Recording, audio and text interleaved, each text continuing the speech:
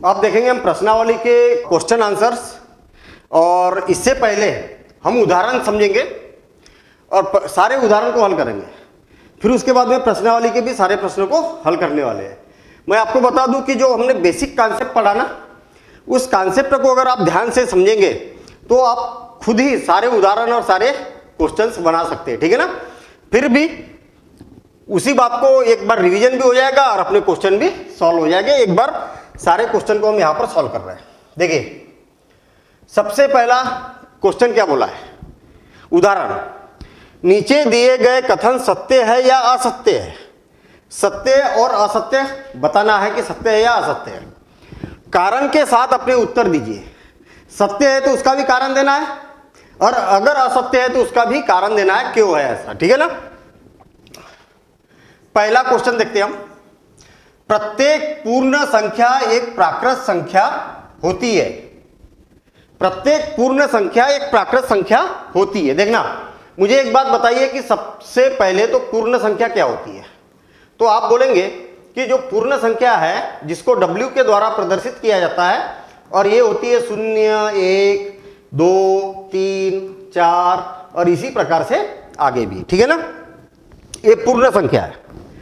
और प्राकृत संख्या कौन सी होती है, आपको मालूम है। प्राकृत संख्या मतलब n से प्रदर्शित किया जाता है, नेचुरल नंबर जिसको बोला जाता है, और ये होती है 1, 2, 3, 4 और डैश डैश डैश। अब मुझे एक बात बताओ कि सारी की सारी पूर्ण संख्या प्राकृत संख्या है क्या? नहीं। देखिए ना, पूर्ण संख्या, ये वाली जो पूर्ण संख्या वो प्राकृत संख्या भी है, लेकिन शून्य पूर्ण संख्या है, लेकिन पूर्ण संख्या शून्य इसमें है क्या? नहीं है। तो सारी पूर्ण संख्या प्राकृत संख्या होगी क्या? नहीं होगी। तो प्रत्येक पूर्ण संख्या प्राकृत संख्या होती है, तो हम यहां पर बोलेंगे असत्य है। असत्य, ध्यान देना इधर, असत्य। क्योंकि, कारण देना है, क्योंकि आप बोल सकते हैं कि शून्य क्या है? पूर्ण संख्या है ना। पूर्ण संख्या, पूर्ण संख्या है, लेकिन वो प्राकृत संख्या नहीं है। किंतु यह प्राकृत संख्या नहीं है। प्राकृत संख्या नहीं है। आई ना बात समझ में? और दूसरे तरीके से देखेंगे। अभी आप पहले ये प्रश्नों को हल कर लेते, फिर देखना कितने आसानी से हम समझ सकते। चाहे किसी भी प्रकार का गोल मोल क्वेश्चन पूछा जाए, तुरंत समझ सके, उसके लिए हमने बेसिक में भी देखा था। और इस चार्ट को समझेंगे, इस चार्ट को समझेंगे, बड़े आसानी से जीवन भर याद रहने वाला आपको कि क्या पूर्ण संख्या क्या क्या हो सकती है, प्राकृत संख्या क्या क्या हो सकती है, सारी बातें पर अभी हम डिस्कशन करेंगे, ठीक है। अब दूसरी बात देखिए। दूसरी बात, प्रत्येक पूर्णांक एक परिमेय संख्या होती है। पहली बात तो ये बताइए मुझे, पूर्णांक की बात की है तो पूर्णांक जो होता है, पूर्णांक को प्रदर्शित किया जाता है कैसे? I के द्वारा या तो Z के द्वारा प्रदर्शित किया जाता है पूर्णांक को। अगर I चिन्ह दिखेगा तो भी पूर्णांक बोला जाता है उसको, और Z दिखेगा तो भी पूर्णांक बोला जाता है। अब ध्यान देना इधर, ये जो पूर्णांक होते क्या होते? 0, 1, 2, 3 और इसी प्रकार से अनंत तक, कभी खत्म नहीं होगी, अनंत तक जाएगा। और इसी प्रकार से -1, -2, -3 और इसी प्रकार से इधर भी ऋण अनंत तक जाएगा। ये होते पूर्णांक। और परिमेय संख्या क्या होती है? परिमेय संख्या बोला है, पूर्णांक और परिमेय संख्या की बात की है। परिमेय संख्या, परिमेय संख्या जिसको Q के द्वारा प्रदर्शित किया जाता है। परिमेय संख्या होती है जिसको P/Q के रूप में प्रदर्शित किया जाता है, जहां Q is not equal to 0। तो यहां पर जितनी भी पूर्णांक है हमारे पास में, किसी भी संख्या को आप परिमेय संख्या के रूप में लिख सकते हैं।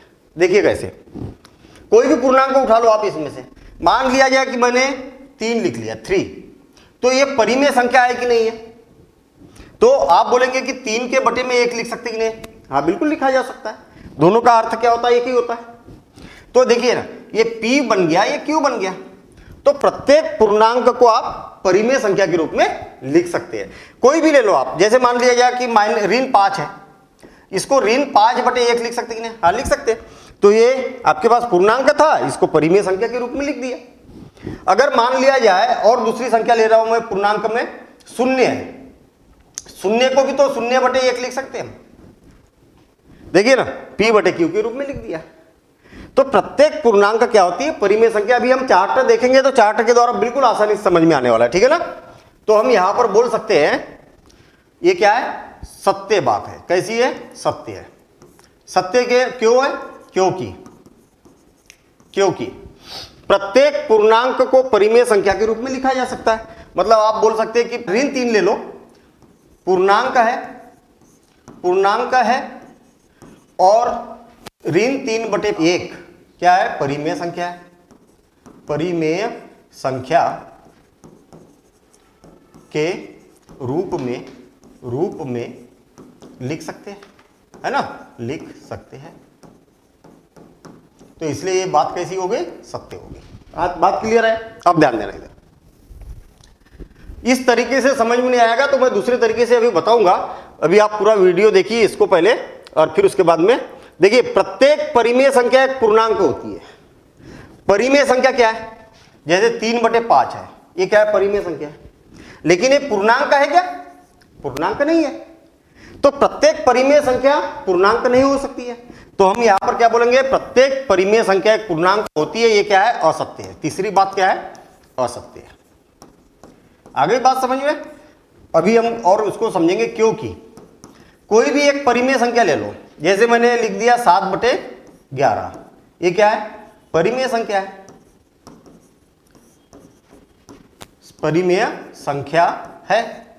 परिमेय संख्या है, किंतु ये क्या है? पूर्णांक नहीं है।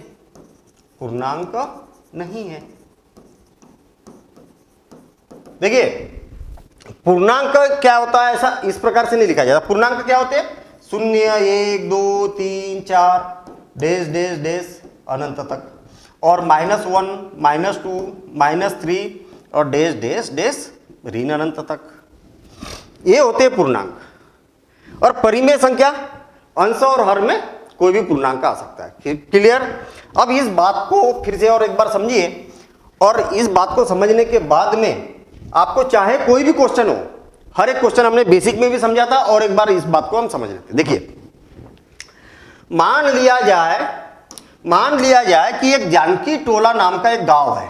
ध्यान देना इधर, एक गांव है। कौन सा? जानकी टोला। अब जानकी टोला जो है वो पटना जिले में आता है।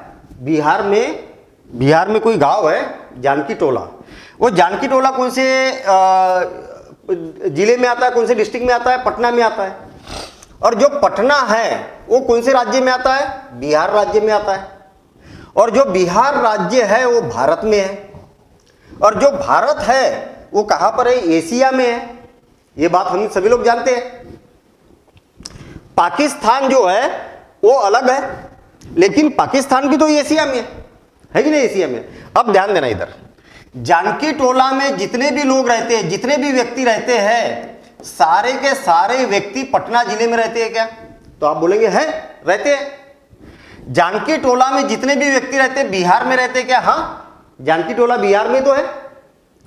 जानकी टोला में जितने भी लोग रहते हैं वो सारे भारत में रहते हैं। हाँ, रहते हैं। और जानकी टोला में जितने भी लोग रहते हैं वो एशिया में रहते हैं। रहते कि नहीं रहते?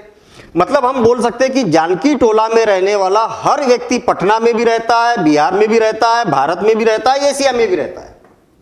सेम इसी प्रकार से जितनी भी प्राकृत संख्या है वो पूर्ण संख्या भी है, पूर्णांक भी है, परिमेय भी है और वास्तविक संख्या भी है। अब आपको कोई भी क्वेश्चन पूछ लिया जाए, देखिए सभी प्राकृत संख्या पूर्ण संख्या भी है, सभी प्राकृत संख्या पूर्णांक भी है, परिमेय भी है और वास्तविक भी है। अब देखना, पटना में रहने वाला हर एक व्यक्ति जानकी टोला में रहता क्या? नहीं, जानकी टोला तो एक छोटा सा गांव है और पटना जिले में तो कई सारे गांव है, तो दूसरे गांव का व्यक्ति थोड़ी इसमें रहेगा, नहीं रहेगा ना। तो पटना में रहने वाला हर व्यक्ति जानकी टोला में रहता क्या? नहीं रहता है। पटना में रहने वाला हर व्यक्ति बिहार में रहता क्या? हाँ। पटना में रहने वाला भारत में रहता क्या? हाँ। पटना में रहने वाला एशिया में रहता क्या? हाँ। अब देखना, बिहार में रहने वाला हर व्यक्ति पटना में रहता क्या? पटना जिले में? नहीं, पटना तो एक छोटा सा जिला है और बिहार में तो बहुत सारे जिले हैं। तो बिहार में रहने वाला हर व्यक्ति पटना में नहीं रहता है, बिहार में रहने वाला हर व्यक्ति जानकी टोला में नहीं रहता है, लेकिन बिहार में रहने वाला हर व्यक्ति भारत में रहता है, हर व्यक्ति एशिया में रहता है। सेम इसी प्रकार से देखना, सभी पूर्ण संख्या पूर्णांक है, सभी पूर्ण संख्या परिमेय है, सभी पूर्ण संख्या वास्तविक संख्या है, लेकिन सभी पूर्ण संख्या प्राकृत संख्या नहीं हो सकती। सेम इसी प्रकार से सभी पूर्णांक परिमेय है, सभी पूर्णांक वास्तविक है, लेकिन सभी पूर्णांक पूर्ण संख्या नहीं है, सभी पूर्णांक प्राकृत संख्या नहीं है। सभी परिमेय संख्या पूर्णांक नहीं हो सकती है, सभी परिमेय संख्या पूर्ण संख्या भी नहीं हो सकती, सभी परिमेय संख्या प्राकृत संख्या भी नहीं हो सकती है, लेकिन सभी परिमेय संख्या वास्तविक संख्या होगी। अब देखना, पाकिस्तान में रहने वाला हर व्यक्ति जानकी टोला में रहता क्या? नहीं, कोई भी नहीं रहता भैया। पाकिस्तान में रहने वाला कोई व्यक्ति पटना में रह सकता क्या? नहीं, पाकिस्तान तो अलग देश है। पाकिस्तान में रहने वाला व्यक्ति बिहार में रहता क्या? नहीं रहता। पाकिस्तान में रहने वाला भारत में रहता क्या? नहीं रहता। लेकिन पाकिस्तान में रहने वाला व्यक्ति एशिया में रहता है। सेम इसी प्रकार से आप बोल सकते हैं कि अपरिमेय संख्या प्राकृत संख्या नहीं हो सकती है, अपरिमेय संख्या पूर्ण संख्या नहीं हो सकती है, अपरिमेय संख्या ये भी नहीं हो सकती, ये भी नहीं हो सकती, लेकिन अपरिमेय संख्या वास्तविक संख्या होगी, रियल नंबर होगा। तो इसी प्रकार से आप चाहे जैसा भी क्वेश्चन पूछा जाए कि अंदर से अगर बाहर है, बाहर तो आपको हाँ बोलना पड़ेगा, बाहर से अंदर की ओर बोलेंगे तो नहीं बोलना पड़ेगा कि भाई सभी पूर्णांक पूर्ण संख्या नहीं हो सकती है, सभी पूर्णांक प्राकृत संख्या नहीं हो सकती है, लेकिन ये हो सकती है, ये हो सकती है। क्लियर? तो इसी प्रकार से आप इसके आंसर दे सकते हैं।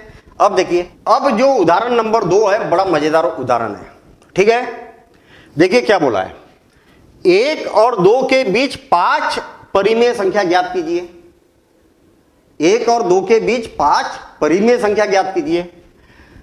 इस प्रश्न को हम कम से कम 2 विधियों से हल कर सकते हैं। कई सारी विधियां है इसकी, लेकिन कम से कम 2 विधियों का यहां पर आपको बताना है कि कैसे हम इसको ज्ञात कर सकते हैं। फिर से और एक बार देखिए, मेरे पास में एक संख्या रेखा है। ठीक है, संख्या रेखा बना दी मैंने, ध्यान देना, इधर समझना बात को। ये संख्या रेखा है। अब इस संख्या रेखा को मैं बना देता हूं, ये क्या हो गया, 0 हो गया, ये 1 हो गया, ये 2 हो गया, ये 3 हो गया, डैश डैश डैश। इसी प्रकार से -1, -2, -3 और डैश डैश डैश। मतलब मैंने संख्या रेखा बना दी। अब देखना, 1 और 2 के बीच 5 परिमेय संख्या को लिखी। 1 और 2 के बीच, 1 और 2 के बीच 5 परिमेय संख्या को लिखी। मैं आपको बता दूं कि इसके बीच में कोई भी 2 संख्या है, इसके बीच में अनंत परिमेय संख्या होती है और अनंत अपरिमेय संख्या होती है। कई अनंत, आप काउंट नहीं कर सकते इतनी। ठीक है, इसी चैप्टर में हम निकालना भी सीखेंगे कि ये होती कैसी है। ठीक है ना। पहले तो परिमेय की बात की है, परिमेय संख्या। तो इसके बीच में कई सारी परिमेय संख्या होती है, तो केवल आपको तो 5 ही निकालना है।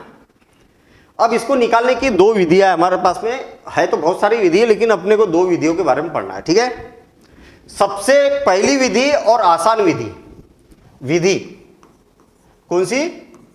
पहली विधि, फर्स्ट। ठीक, पहली विधि।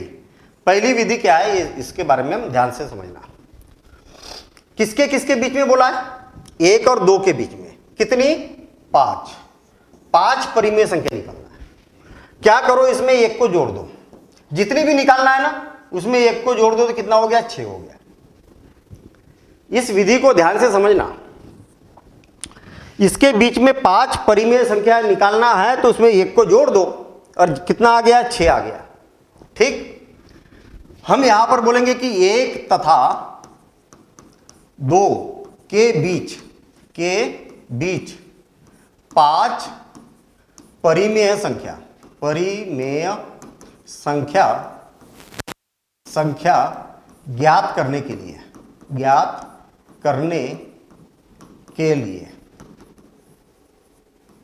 दोनों में किसमें? दोनों में, 1 में भी और 2 में भी। किसका? 5 धन 1, 5 धन 1 बराबर से 6 का गुना तथा भाग देने पर। इस विधि को समझना सबसे आसान विधि है। ठीक है, कम मेहनत में ही आपकी ऐसी संख्याएं ज्ञात हो जाएगी, चाहे किसी भी प्रकार का क्वेश्चन हो। मैं और एक आध उदाहरण यहाँ पर लेके हम डिस्कशन करेंगे इस पर। देखना, सबसे पहले तो मैंने लिखा 1 और थोड़ा सा दूर लिख दिया मैंने 2। क्लियर हो गई बात? 1 और 2 के बीच में बोला तो 1 और 2 मैंने लिख दिया। कितनी निकालना है? 5। तो 5 में 1 को जोड़ दिया तो कितना हो गया? 6 हो गया। ठीक, 6 का क्या करिए आप, इसमें गुना भी करिए और भाग भी दे दीजिए, और इसमें भी 6 का गुना करिए और भाग दे दीजिए। तो देखिए 6 दूनी 12 बटे कितना हो गया? 6 हो गया। हुआ कि नहीं? और यहां पर भी 6 का 6 बटे 6 हो गया, आपके पास हो गया। अब देखना कितने आसानी से हम संख्या ज्ञात कर सकते हैं। यहां से गिनती लिखना चालू करो 6 से, कहां तक? 12 तक। देखिए 6, 7 बटे 6, 8 बटे 6, 9 बटे 6, 9 बटे 6, 10 बटे 6 और 11 बटे 6, और कामा लगा दिया बस। 11 के बाद डायरेक्ट 12 आ जाएगा, तो उसको नहीं लिखना है। देखिए ऑटोमेटिक बन गई भाई, ये तो एक ही है ना, ध्यान देना इधर, ये वाला तो एक ही है। अरे ये 6 से 6 कैंसिल तो एक ही तो हुआ, और यहाँ 6 से 2 बार कैंसिल, मतलब ये 2 हो गया। ये क्या हो गया? 2 हो गया। दोनों के बीच में कितनी संख्या हो गई? 1 2 3 4 5 हो गई, 5 संख्या। तो देखिए हम यहां पर बोल सकते हैं कि अतः 1 तथा 2 के बीच 5 परिमेय संख्या, 5 परिमेय संख्या है। कौन सी होगी? संख्याएं होगी 7 बटे 6, 8 बटे 6, 9 बटे 6, 10 बटे 6 तथा 11 बटे 6 होगी। बस ये हो गया, और ये हो गया इसका आंसर। तो कितनी आसान काम है। और एक देखिए, और एक मैं उदाहरण दे रहा हूं, ध्यान देना इधर। मान लिया जाए कि आपसे बोला जाए कि 7 और 8, इसको भी हटा देता हूं मैं, ध्यान देना। आपको बोला जाए कि 7 और 8 के बीच 6 परिमेय संख्या ज्ञात कीजिए। 6 परिमेय संख्या ज्ञात करना है, ध्यान देना इधर। कितनी ज्ञात करना है? 6। 6 में 1 को जोड़ दो तो कितना हो गया? 7 हो गया। 7 हो गया ना। 7 का ऊपर भी गुना कर दो और नीचे भी 7 से भाग भी दे दो, और यहां पर भी 7 का ही ऊपर गुना कर दो और भाग भी दे दो। तो कितना हो गया? 7 × 8 = 56 बटे 7। हुआ कि नहीं? और यहां पर क्या हो गया? 7 × 7 = 49 बटे 7 हुआ ना। मैं आपको बता दूं कि दूसरा उदाहरण है ये, अच्छे से समझो बात को। प्रश्नावली के सारे प्रश्न बन जाना चाहिए आपसे। प्रश्नों को, उदाहरण को ही इतने अच्छे से समझ लो कि एक्सरसाइज के सारे क्वेश्चन बन जाए आपसे, ठीक है ना, चाहे किसी भी प्रकार का क्वेश्चन आ जाए। अब देखिए 49 और 56, 49 से गिनती लिखना चालू करो 50 बटे 7, नीचे तो वही आएगा। 51 बटे 7, 52 बटे 7, 53 बटे 7, 54 बटे 7 और 55 बटे 7। देखिए 7, 7 और 8 दोनों के बीच में 6 परिमेय संख्या निकालना था। देखिए 1 2 3 4 5 और ये 6 ऑटोमेटिक निकलेगी, माथा पच्ची करने की जरूरत ही नहीं है, ठीक है। अब देखिए कितनी भी निकाल सकते हैं आप, ऐसी जितनी बोला जाए आपसे उतनी निकाल सकते हैं। अब देखिए, अब मैं दूसरी विधि बता रहा हूं, यहां पर दूसरी विधि बता रहा हूं, ध्यान देना है। विधि सेकंड मेथड, ठीक, ध्यान देना। किसके किसके बीच में बोला है? 1 और 2 के बीच में। हाँ देखिए आपके पास में 1 है और यहां पर कितना है? 2 है। इधर भी अनंत तक जाएगा और इधर भी अनंत तक मैंने संख्या रेखा बना दी, ठीक है। इसके बीच में 5 निकालना है ना आपको, 5 निकालना है ना। कितनी निकालना है? 5 परिमेय संख्या। तो क्या करो, इसको और इसको जोड़ दो, दोनों को जोड़ दो और 2 से भाग दे दो, तो आपके पास इसके बीच में संख्या प्राप्त हो जाएगी। आई बात समझ में? तो देखिए 1 तथा दो के बीच परिमेय संख्या क्या हो जाएगी, बराबर से 1 धन 2 को जोड़ दो और 2 से भाग दे दो, तो कितना हो गया, 2 और 1 3, तो 3/2 हो गया। देखिए इसके बीच में क्या आ गया, 3/2 आ गया, एक परिमेय संख्या निकल गई। अब इनको और इनको जोड़ दो और 2 से भाग दे दो तो इनके बीच में संख्या मिल जाएगी। देखिए अब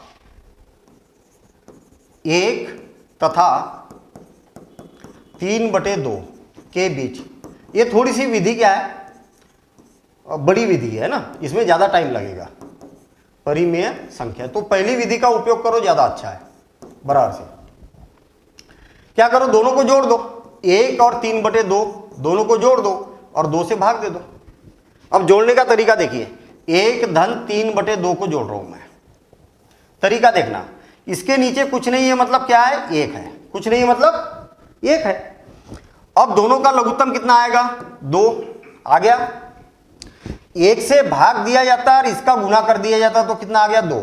अगर ऐसा नहीं बनता है तो देखिए लघुत्तम कितना आया था, 2 आया था, और इसका गुना कर दो, देखिए 1/1 कितना बचा, 2 1 2, कितना, केवल इतना बचा। अब देखना फिर से, जितना लघुत्तम आया उसमें इसका गुना कर दो, 3/2, 2 से 2 कैंसिल, तो कितना आ गया, 3 आ गया, कितना हो गया, 5/2।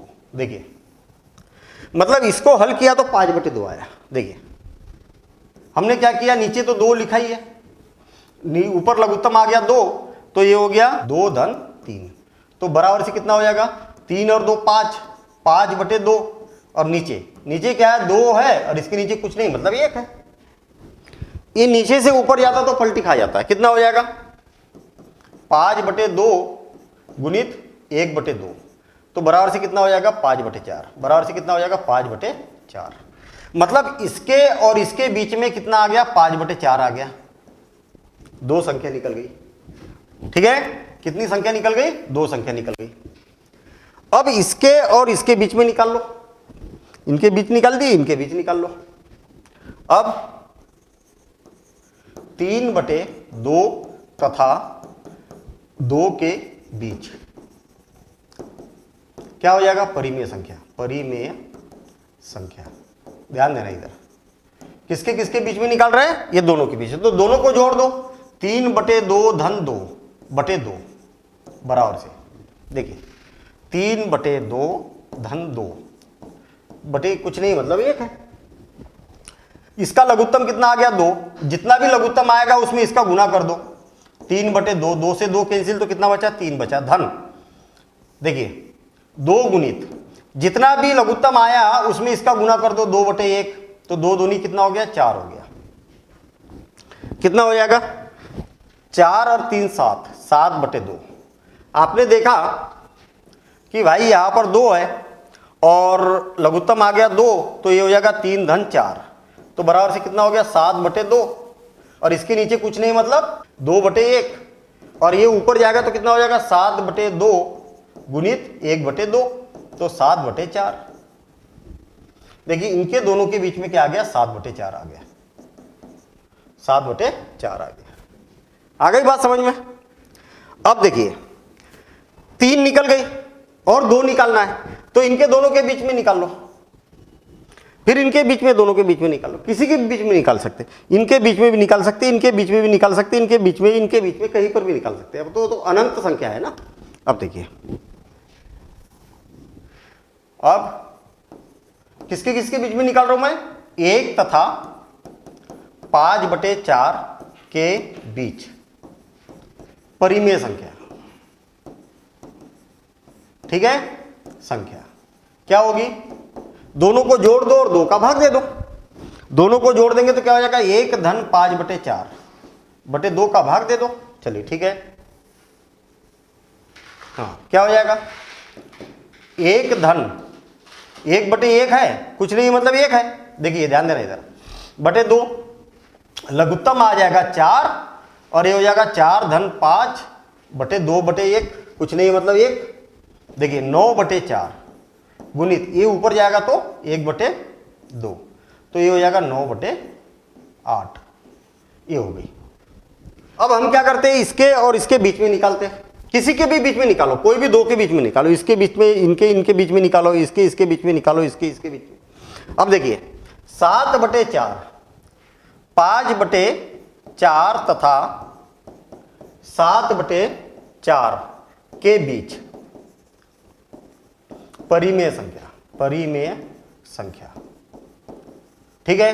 अब ध्यान देना इधर, दोनों को जोड़ दो, ऐसा करते ना हम, 7/4 और 9/8 के बीच में निकलते हैं ना, 9/8 के बीच में निकलते हैं, ठीक है। अब देखिए 7/4 धन 9/8/2। अब ध्यान देना, दोनों का लघुत्तम कितना आ जाएगा, 8, दोनों का लघुत्तम आ जाएगा 8, और ये हो जाएगा 4 दूनी 8, तो ये 14 धन 7 और बटे 2/1। देखिए 7 तो ये हो गया 21/8 गुणित 1/2, तो हो जाएगा 21/8 दूनी 16। 5 संख्या निकालना था हमें, तो एक हो गए 3/2, एक हो गई 5/4, 7/4, 9/8 और 21/4, ऐसी 5 संख्या हमने निकाल दी। बस आपको क्या करना है, दोनों को जोड़ना है, 2 से भाग देना है। तो इस प्रकार से आप इसको कर सकते हैं। थोड़ी सी प्रैक्टिस करना पड़ेगा, ये वाली विधि ज्यादा आसान है, पहली विधि, और दूसरी विधि में मेहनत ज्यादा है। तो इसी विधि से अगर एग्जाम में पूछा जाता तो इसी विधि से आप ज्ञात कर सकते हैं, ठीक है। चलिए अब प्रश्नावली 1.1 देखते हैं हम, और इसके सारे क्वेश्चन को हल करेंगे, ठीक है ना। ध्यान से समझना, क्वेश्चन को पहले पढ़ेंगे क्या बोलना चाह रहा, और फिर उसके बाद में उसको सॉल्व करेंगे। देखना, क्या शून्य एक परिमेय संख्या है? क्या इसे आप p/q के रूप में लिख सकते हैं, जहां p और q एक पूर्णांक है। देखिए शून्य है, आपको मालूम है कि शून्य को कोई भी संख्या हो उसके बटे में 1 लिखा जा सकता ही नहीं, हाँ या ना? बिल्कुल लिखा जा सकता।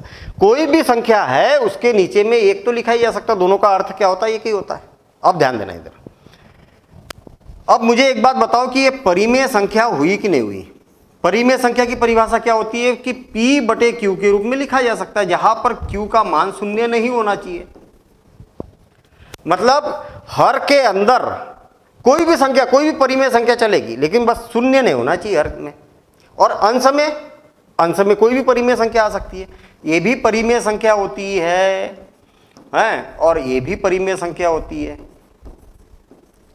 बस याद रहे कि यहां पर कोई भी परिमेय संख्या रख सकते हैं आप, अंश में शून्य भी रख सकते हैं, ऋणात्मक भी रख सकते हैं, धनात्मक भी रख सकते हैं, लेकिन यहां पर शून्य नहीं रखा जा सकता। ये बात याद रखो कि गणित में जब भी हर में शून्य आ जाएगा, कोई भी संख्या हो अंश में, तो ये अपरिभाषित हो जाता है। क्या हो जाता है? अपरिभाषित, नॉट डिफाइंड बोला जाता है इसको, अपरिभाषित। अपरिभाषित क्या होता है? क्योंकि 3 को अगर शून्य से भाग देंगे तो अनंत हो जाता है, मतलब कई बार भाग जा सकता है, ठीक है ना। देखिए इस बात को भी समझ लो, बड़ी काम की चीज है। मैं 3 को शून्य से भाग देके देखता हूं, 0 पंचे शून्य, शून्य का पहाड़ा आता है ना आपको, 0 का 0, 0 दूनी 0, 0 तिया 0, 0 चौका 0, मतलब शून्य का आप कितने भी बार पहाड़ा देंगे तो भी 3 बचा। 0 साती 0, फिर भी 3 बज गया, 0 नम 0, फिर भी 3 बज गया। अरे मतलब ये कभी खत्म नहीं होगा, आपके पास में तो शेषफल हमेशा 3 ही बच रहा। तो यही कारण है कि आप किसी भी संख्या को शून्य से भाग देंगे तो ये आते जाएगा, मतलब अपरिभाषित है, आप बता नहीं सकते कि कितना आएगा। इसीलिए हर में कभी शून्य नहीं आना चाहिए, ठीक है ना। तो ये बात याद रहे। अब यहां पर प्रश्न में क्या बोला, हालांकि इतना नहीं पूछा आपसे प्रश्न में, है ना, लेकिन ये सारी बातें आपको मालूम होना चाहिए, ठीक है। अब ध्यान देना इधर, क्या शून्य एक परिमेय संख्या है? तो हम हाँ बोल सकते हैं, इसका उत्तर जो रहेगा, आंसर रहेगा हाँ। क्या बोल सकते हैं हम? हाँ। क्यों? क्योंकि शून्य बराबरी से क्या होगा, 0/1। अतः यह p/q जहां q is not equal to 0, q का मान क्या नहीं होना चाहिए, शून्य नहीं होना चाहिए, के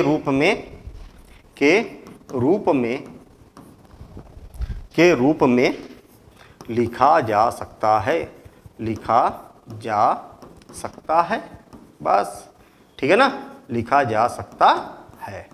तो इसीलिए यह क्या होगा, परिमेय संख्या होगी। तो याद रखना शून्य परिमेय संख्या, ठीक है ना। चलिए अब अगला प्रश्न, 3 और 4 के बीच, देखिए 3 और 4 के बीच में 6 परिमेय संख्या ज्ञात कीजिए। 6 परिमेय संख्या ज्ञात करना है। हमने उदाहरण में भी देखा, बेसिक में भी समझा था। कोई भी संख्या आपके पास में और उसके बीच में 6 परिमेय संख्या ज्ञात करना है, तो जो छोटी विधि है उसके द्वारा हम हल करते हैं, बिल्कुल आसान काम है। देखना 3 तथा 4 के बीच 6 परिमेय संख्या, 6 परिमेय संख्या ज्ञात करने के लिए क्या करेंगे हम, करने के लिए 6 धन 1 बराबर से कितना हो गया 7 का दोनों संख्याओं में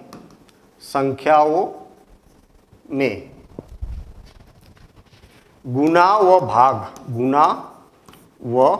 भाग देने पर आई बात समझ में। याद रखना कभी भी दो संख्याओं के बीच में आपको जितनी भी परिमेय संख्या ज्ञात करना है, जैसे 6 ज्ञात करना है, तो 6 में 1 को जोड़ दो तो कितना हो गया 7 हो गया। ठीक, देखना किसके किसके बीच में ज्ञात करना है, 3 के और 4 के बीच में।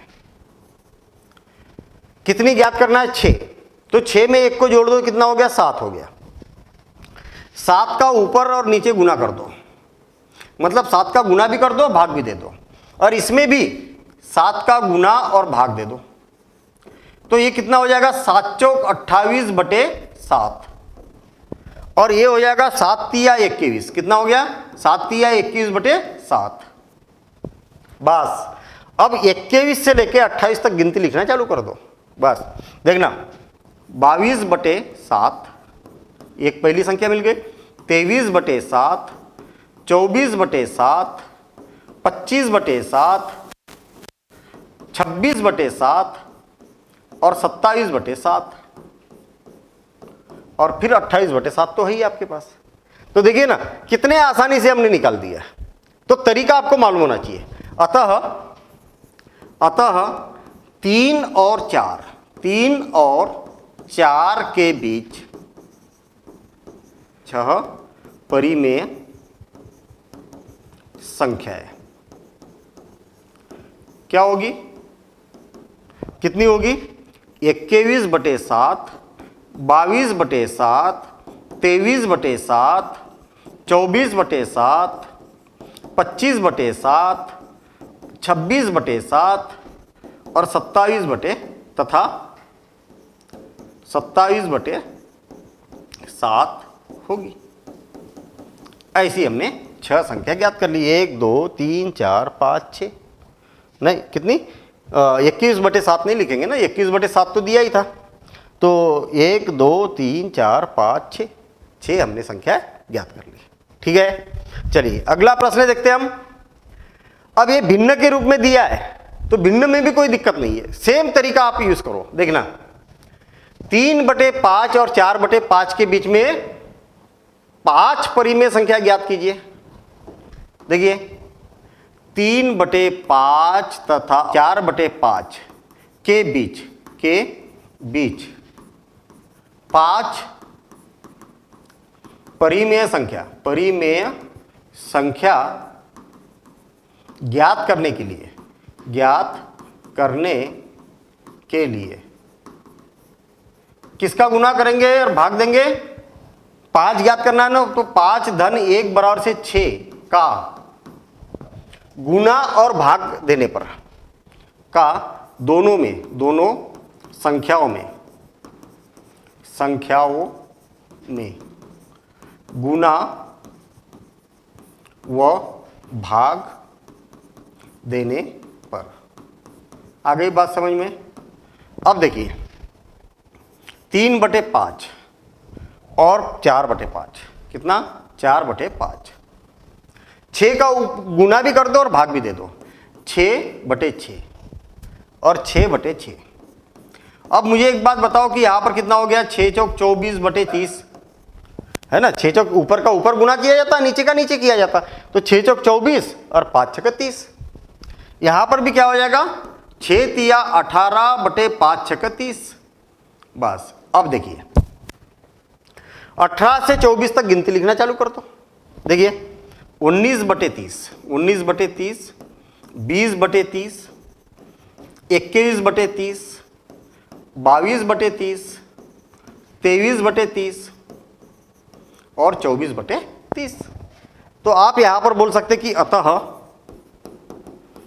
कितना 3 बटे 5 तथा 4 बटे 5 के बीच परिमेय संख्या है। परिमेय संख्या है, क्या होगी, परिमेय संख्या है, क्या होगी 19 बटे 30, 20 बटे 30, 21 बटे 30, 22 बटे 30 तथा 23 बटे 30 होगी। और यही क्या हो जाएगा, इसका आंसर आ जाएगा। क्लियर। तो ऐसा हमने उदाहरण में भी किया था प्रश्न और यहां पर भी किया। तो ध्यान से समझिए और इसकी आप प्रैक्टिस करिए, ठीक है ना। प्रैक्टिस करेंगे तो चाहे किसी भी प्रकार का प्रश्न आ जाए, सारे प्रश्न आपसे बनने वाले। देखना अगला, वही जो उदाहरण में किया था हमने क्वेश्चन, उसी के जैसा है। नीचे दिए गए कथन सत्य है या असत्य है, कारण के साथ अपने उत्तर को दीजिए। देखिए पहले में क्या बोला है, पहले का उत्तर लिख रहे हैं हम।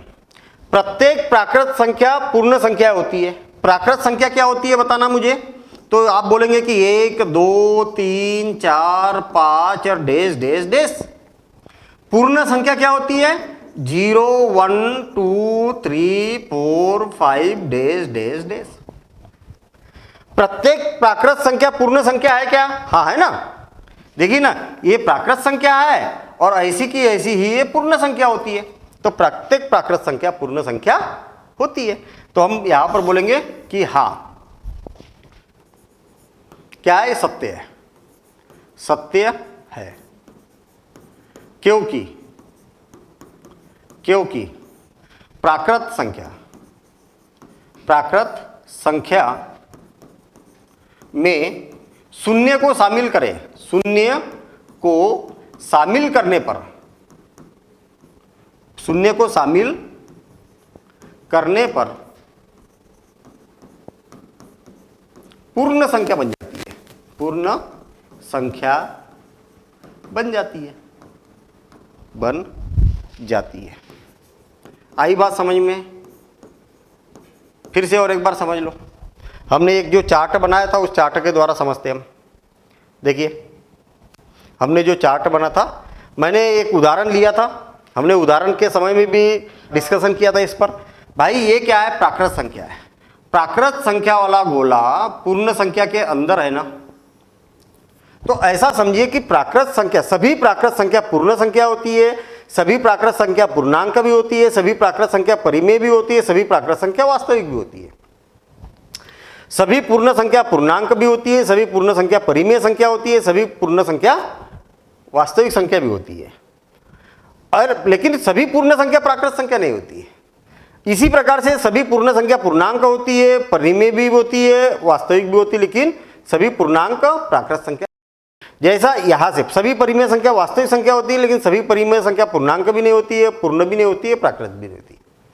सेम इसी प्रकार से देखिए, सभी जानकी टोला में रहने वाला व्यक्ति पटना में रहता क्या, हाँ रहता है। सभी जानकी टोला वाला व्यक्ति बिहार में भी रहता है, भारत में भी रहता है, एशिया में भी रहता है। लेकिन इसका उल्टा नहीं है, सभी एशिया में रहने वाले व्यक्ति भारत में रहते क्या नहीं, बिहार में रहते क्या नहीं, पटना में रहते क्या नहीं, जानकी टोला में रहते क्या नहीं। क्योंकि एशिया तो बहुत बड़ा है ना, एशिया में तो कई सारे देश है ना। पाकिस्तान भी एशिया में है, तो पाकिस्तान में रहने वाला व्यक्ति थोड़ी जानकी टोला में रहता है। तो इस प्रकार से आप इसको समझ सकते हैं, ठीक है। हमारे पास में जो क्वेश्चन था, अगला क्वेश्चन क्या था, ये वाला पहला क्वेश्चन कर लिया हमने। दूसरा क्वेश्चन देखिए, प्रत्येक पूर्णांक पूर्ण संख्या होती है, नहीं होती है, क्या होती है, असत्य है। ये असत्य, ठीक है, क्या है ये, असत्य है। क्यों, मुझे एक बात बताइए कि पूर्णांक क्या होता है। पूर्णांक क्या होता है? पूर्णांक होता है 0 1 2 3 4 डेज डेज डेज, और इधर भी होता है -1 -2 -3 डेज डेज डेज। ये होता है पूर्णांक। और पूर्ण संख्या किसको बोलते हैं? पूर्ण संख्या, पूर्ण संख्या होती है 0 1 2 3 4 डेज डेज डेज। मतलब सभी पूर्णांक पूर्ण संख्या है क्या? नहीं है ना, ये तो ऋणात्मक भी होती है, लेकिन ये ऋणात्मक नहीं होती। तो हम यहां बोलेंगे कि ऋण 5, एक उदाहरण दे दो, पूर्णांक है, कोई भी एक उदाहरण ले लो, ऋण 5 पूर्णांक है किंतु पूर्ण संख्या नहीं है। बस इस प्रकार से आप बोल सकते हैं। आ गई बात समझ में? अब देखिए अगला, तीसरा क्या बोला है? प्रत्येक परिमेय संख्या एक पूर्ण संख्या होती है। हाँ बिल्कुल सही बात है। परिमेय संख्या जो होगी, परिमेय संख्या क्या होती है? ऐसी संख्या जिसको P बटे Q के रूप में लिखा जा सकता है जहां पर Q is not equal to 0। तो जितनी भी परिमेय संख्या है, क्या बोला है? प्रत्येक परिमेय संख्या पूर्ण संख्या होती है क्या? भाई परिमेय संख्या अगर मान लिया जाए 3/5 है, ये तो परिमेय संख्या है, लेकिन ये पूर्ण संख्या है क्या?